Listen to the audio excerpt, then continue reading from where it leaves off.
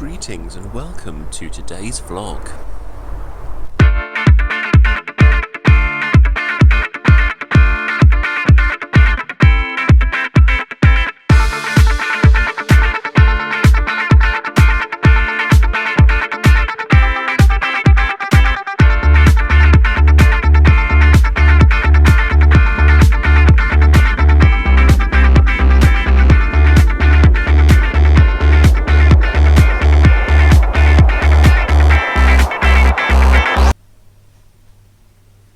The other morning when I woke up, I happened to look out of the window and the moon was still so bright and the sky was incredible. You know, there are some mornings and indeed some evenings when the moon kind of floods everything with that sort of ethereal kind of silvery white light that it produces. In other words, moonlight, let's be honest. It does have a name. But no, seriously. I'm kind of drawn to look at it. Not that I'm a werewolf or anything, that would certainly make life interesting, but I remember when I looked up at the moon once through, essentially, a full-scale astronomer's telescope, albeit that it wasn't in a dome and whatever, it was a sort of portable one that someone at Oxford had that we looked through. It took about 4 of us to carry the parts of it to the field at Worcester College to set it up, and it was quite a hefty bit of kit. But when we aimed it at the moon, it had a special lunar filter to protect you, basically because the light magnified from the moon is so great that it could potentially damage your eyes. With that in place, the amount of detail we could see was stunning. It was almost as though you were standing no more than a few, 100 metres above the surface, looking directly down. The amount of kind of scarring, of cratering, of tiny, tiny detail that's actually there that we just don't see from down here is breathtaking. But do you know, the best view ever of the moon that I've seen was unfortunately not one that I shared in directly, was one that I saw on Top Gear, where they went to Africa. They were driving across Africa and they went to some salt flat, the Makadikari salt pans, and they were basically driving across and they found themselves on an island in the middle, what had once been a lake, and the sun had set and the moon was rising, but it was what's commonly known as a hunter's moon, and it was magnified kind of by the desert air and the general sort of atmosphere to fill almost the whole sky and effectively put the moon through a magnifying glass and fill the sky with it. The effect is just amazing, and they had, quite rightly I think, they stopped and just spent some minutes admiring it, and it was pretty powerful, even just on TV. Of course, the ultimate thing would be to actually go there, as many astronauts have, and hopefully we'll do again sometime, to see what's been described as the magnificent desolation, and to see the Earth, rather than the moon, rise above the horizon.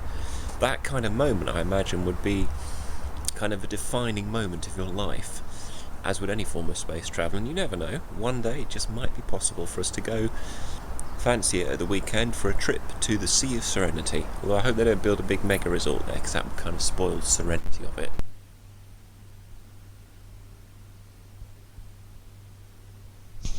We were walking through Tesco's the other day when I glanced at a shelf. I think we were in the canned fruits and vegetables aisle, and I saw something that I did a double take on because I couldn't believe what I saw. I thought for a second, ladies and gentlemen, that we had entered the X-rated section of Tesco's, because I saw a packet of spicy cock soup sitting on the shelf, and I instantly had images of all sorts of things popping into my mind, which I'm not going to say on camera because they're rather rude. I'll let your imaginations run wild with that one. I just had to take a photograph though. The thing is, I'm sure it's very nice, this spicy cock soup. But what an unfortunate name, especially since the word cock is in very prominent letters on the front of the packet. Hello, I've got green fingers today. Oh yes, I've been doing some gardening. Nothing makes me happier than a spot of gardening. And I've been trimming a bush. Oh yes I have. This one, to be specific. This is a nice sort of wild hedge we have outside our house, and it hadn't been cut back properly for some years, and as a result was terribly overgrown, so I've just been sort of a little bit vigorous, but essentially I've cut it back down a bit, and hopefully now it will grow refreshed and slightly more controlled than it was. And there were some hidden gems amongst the bush as well. There was an entire conifer tree. Let me show you this conifer tree.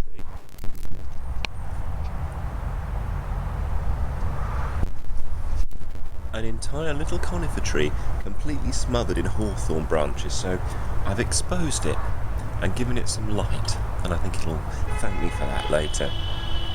Beepity beep, honk if you're feeling like honking. Little diversion there.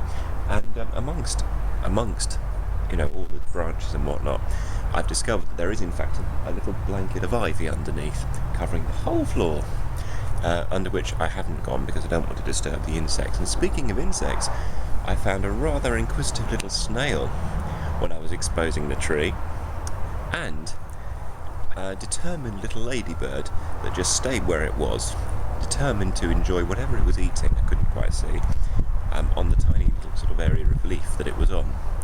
And both insects were good enough to stay quite still for me, because they have no trouble at all with being filmed. Camera shy they are not.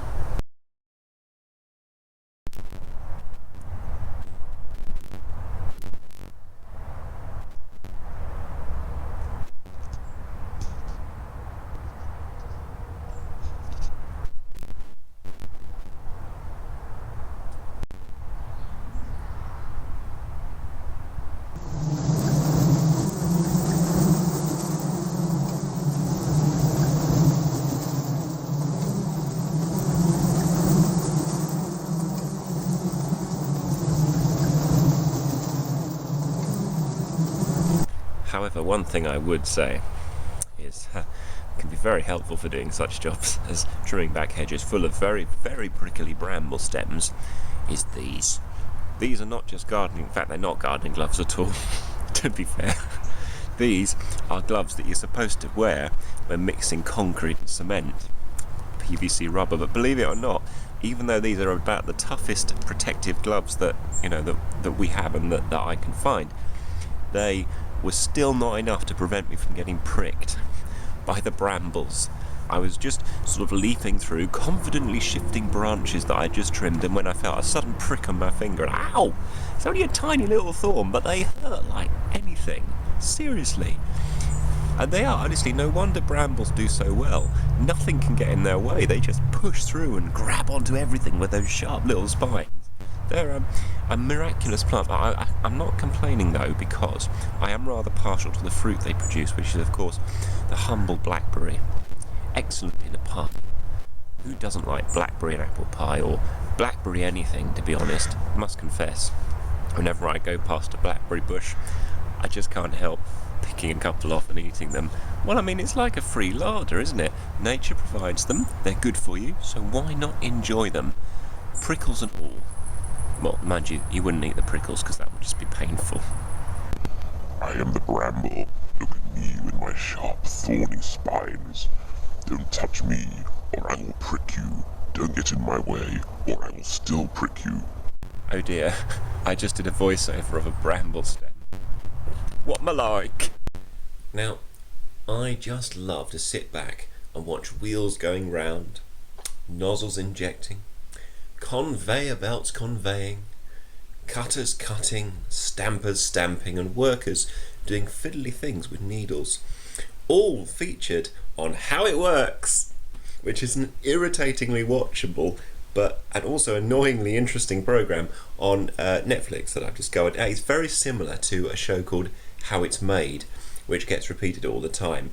Essentially what they do is they take ordinary objects, so for example a bottle of disinfectant fluid like this, yeah? How do they make the bottle? Well, they start with a mould, then they put the raw ingredients in, then they take the lid, and the machine does this. A machine fills the bottles at a rate of 200 bottles a second. A machine screws the cap on. A machine sticks the label on, etc. You get the idea. And it does that with literally the most mundane things you can think of, like wine glasses and so on, but in a way that is so watchable that you just sit back and go, oh, I didn't know that, and stuff you wouldn't even think you'd care about until you see it happen. You think, wow, that's fascinating. Like there was one on Lego bricks. Lego bricks, right? I haven't touched Lego bricks for absolutely ages. But I had no idea that when they make them, the entire factory floor of this Danish factory where they do it, it's all automated. The machines melt the plastic, force it through moulding, injection moulding equipment, freeze it effectively to make it harden, and then pop it into a little bucket thing, all within the space of 2 seconds. I'm like, wow, no wonder they make millions of pieces of Lego. And there were, and then there was this guy whose job it was, get this, to basically sit and play with Lego and find all the different ways you could put it together. How cool would that job be? Seriously, you're a Lego researcher. You just get to sit in a room full of bits of Lego and just play with Lego all day. What a job!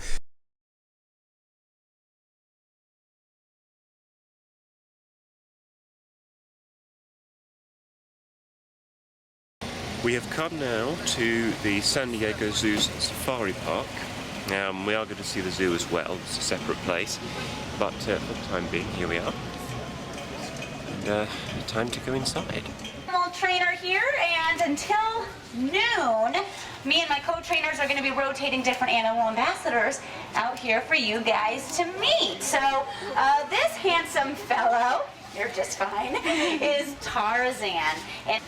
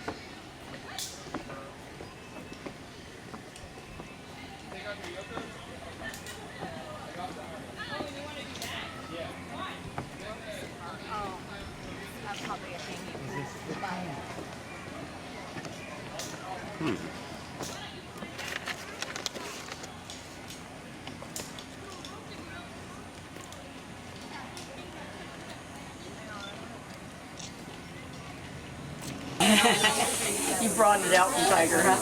Yeah. I think this is the closest I've ever got to beautiful lions before. Wow.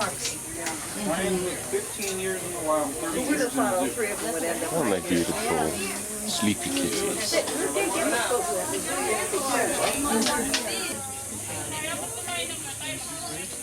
Sleep. Well, this long queue is for the African tram, which isn't actually a tram, but anyway, and it's going to go around the Africa section of the safari park, where I imagine they have free-ranging animals, and those type of things. So we'll see.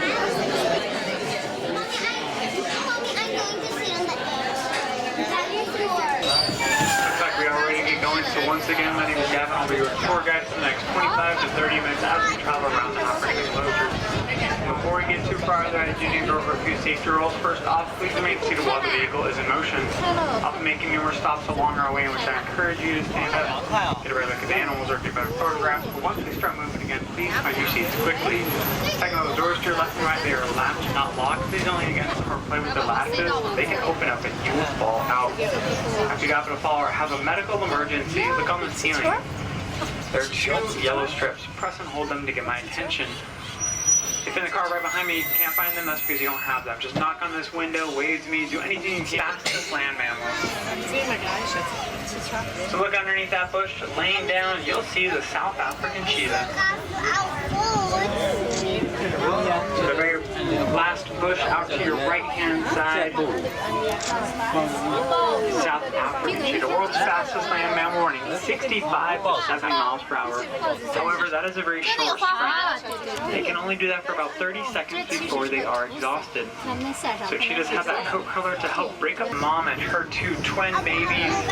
We also have the rhinos that you'll see. So in the very middle of this enclosure and towards the very front of the tram, in front of those rocks, you'll see two black rhinos.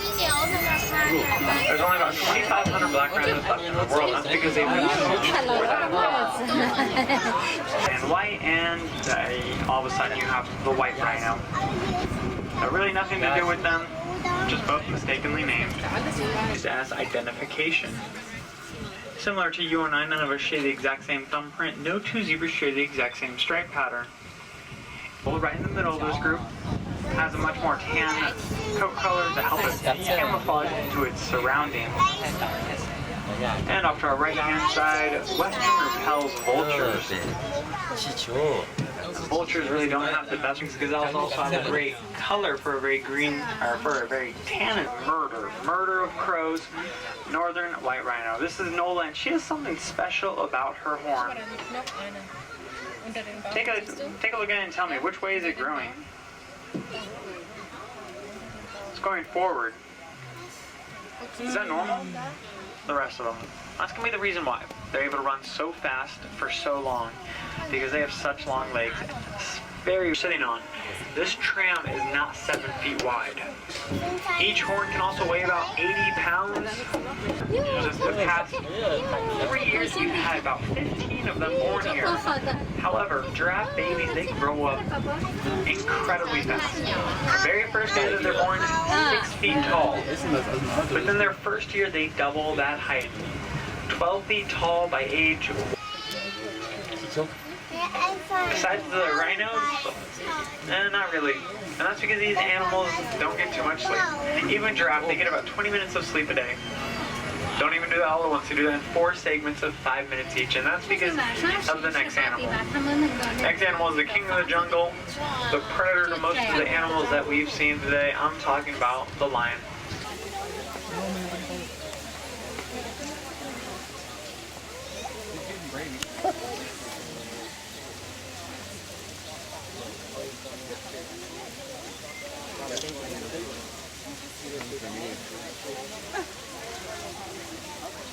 I just love Winston. So majestic. You guys stand on this chair so you can see better. Look at the babies out. You see the babies out? Look, he's playing with the adults.